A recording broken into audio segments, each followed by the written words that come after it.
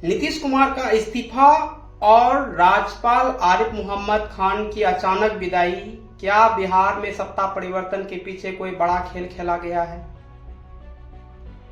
बिहार और बंगाल का कमान अब सेना और आईबी के हाथों में। क्या मोदी सरकार बंगाल और बिहार के कुछ हिस्सों को बनाएगी केंद्र शासित प्रदेश?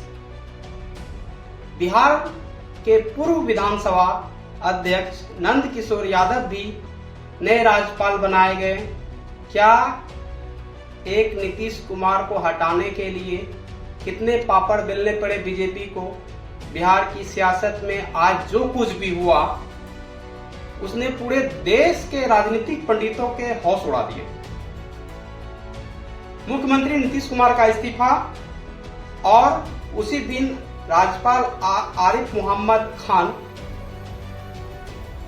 का पद से हटना कोई सामान्य इत्तेफाक नहीं है। यह एक दिन बीजेपी के लिए सरप्राइज दिए। बीजेपी ने एक दिन में यह सबसे बड़ा सरप्राइज दिए। कुछ तो अब यहां तक कह रहे हैं कि उत्तर प्रदेश में भी सरप्राइज देने की तैयारी है, लेकिन ऐसे लोग भूल गए कि उत्तर प्रदेश में योगी आदित्यनाथ बैठे हैं, वहां कोई चेंज नहीं होंगे। तो सूत्रों की माने तो बिहार में नेतृत्व परिवर्तन की जो ये गुप्त पटकथा लिखी गई थी, उसे हकीकत में बदलने का काम पर्दे के पीछे आरिफ मोहम्मद खान ने पूरा किया। तो हैरानी की बात यह है कि अपना मिशन पूरा करते ही खान साहब को पद से हटा दिया गया और उन्हें कहीं और भेजा नहीं गया है। राजनीति के गलियारों में चर्चा तेज है कि आरिफ मोहम्मद खान साहब को कोई इनाम क्यों नहीं मिला? क्या उसका काम खत्म हो गया या फिर कहानी में ऐसा कोई मोड़ आया है जिसे कि अभी तक जनता से छिपाया जा रहा है? इसी के साथ दिल्ली से लेकर पटना तक एक नई चर्चा ने जोर पकड़ लिया है कि क्या आरिफ मोहम्मद खान साहब अब राज्यसभा में उप सभापति हरिवंश की जगह लेंगे? इस पूरी घटनाक्रम के पीछे एक बहुत बड़ी साजिश या राजनीतिक तैयारी की बू आ रही है। केंद्र सरकार ने जिस तरह राज्यपालों की अदला बदली की है, उसने सबको चौंका दिया है और दिल्ली के उपराज्यपाल विनय कुमार सक्सेना को लद्दाख भेज दिया गया। तरजीत सिंह सिद्धू अब दिल्ली के नए उपराज्यपाल होंगे। शिव प्रताप शुक्ला हिमाचल प्रदेश से हटकर तेलंगाना की कमान दी गई है। विष्णु देव वर्मा महाराष्ट्र के राज्यपाल होंगे और नंद किशोर यादव को नागालैंड भेजा गया है। लेकिन सबसे ज्यादा ध्यान खींचने वाली नियुक्ति बिहार और पश्चिम बंगाल की है। बिहार में लेफ्टिनेंट जनरल सैयद अता हसनैन को राज्यपाल बनाया गया है, जो कि सेना के एक रिटायर्ड ऑफिसर है। वहीं पश्चिम बंगाल में RN रवि को भेजा गया है, जो आईबी के पूर्व अफसर रह चुके हैं। बिहार और बंगाल जैसे राज्यों में सेना और आईबी के दिग्गजों को राज्यपाल बनाकर भेजना किसी बड़े ऑपरेशन का संकेत दे रहा है। याद कीजिए किरण रिजिजू का वो हालिया बयान, जिसमें उन्होंने कहा था कि आने वाले समय में कुछ विशेष बिल पेश किए जा सकते हैं लोकसभा में।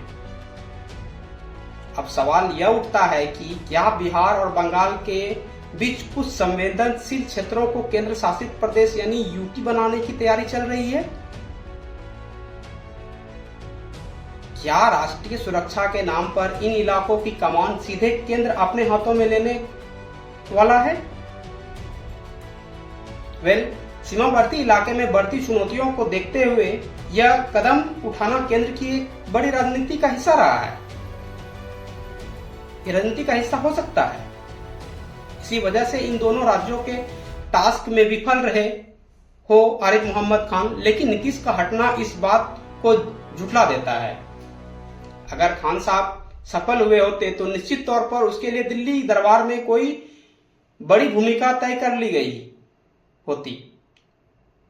इधर बिहार की राजनीति में जातिगत समीकरणों को साधने के लिए बीजेपी ने अपनी चाल चली है। पार्टी ने यादव चेहरे नंद किशोर यादव को राज्यपाल बनाकर पिछड़ों को संदेश दे दिया है कि वही दलित चेहरे शिवेश कुमार को राज्यसभा का टिकट देकर एक और बड़े वर्ग को अपने पाले में कर लिया। और सबसे बड़ा सवाल कि मुख्यमंत्री कुर्सी को लेकर के फंसा हुआ है, क्योंकि नीतीश कुमार अति पिछड़ा वर्ग से आते थे और अब वह हट चुके हैं। तो इस वर्ग की दावेदारी सबसे मजबूत मानी जा रही है। अगर बीजेपी अति पिछड़ा वर्ग को नजरअंदाज करती है तो राज्य में असंतोष की लहर उठ सकती है। सामान्य वर्ग का मुख्यमंत्री देने का साहस शायद ही पार्टी इस माहौल में कर पाए, क्योंकि चुनाव नजदीक है। बिहार का सत्ता यह खेल अब सिर्फ कुर्सी तक सीमित नहीं रह गया है। यह मामला अब राष्ट्र सुरक्षा और बड़े संवैधानिक बदलावों की तरफ मुड़ चुका है। सेना के रिटायर्ड जनरल का बिहार के राजभवन में आना साफ बताता है कि आने वाले दिनों में कुछ बहुत बड़ा फैसला होने जा रहा है। क्या बिहार के कुछ जिलों को मिलाकर एक नया प्रशासनिक ढांचा तैयार किया जाएगा? क्या सीमावर्ती इलाके में सेना की सक्रियता बढ़ाने के लिए राज्यपाल के जरिए सीधी निगरानी रखी जाएगी?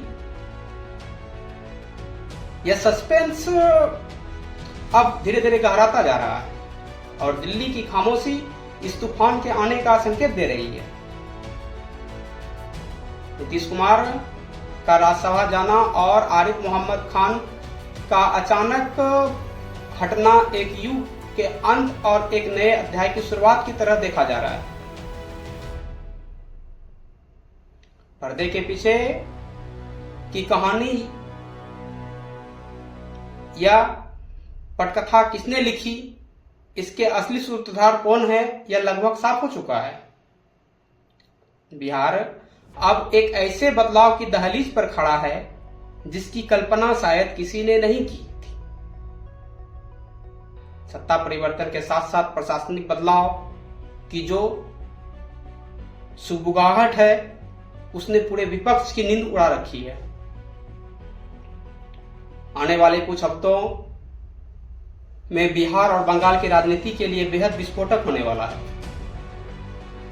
आपका क्या मानना है? कमेंट में जरूर बताएं।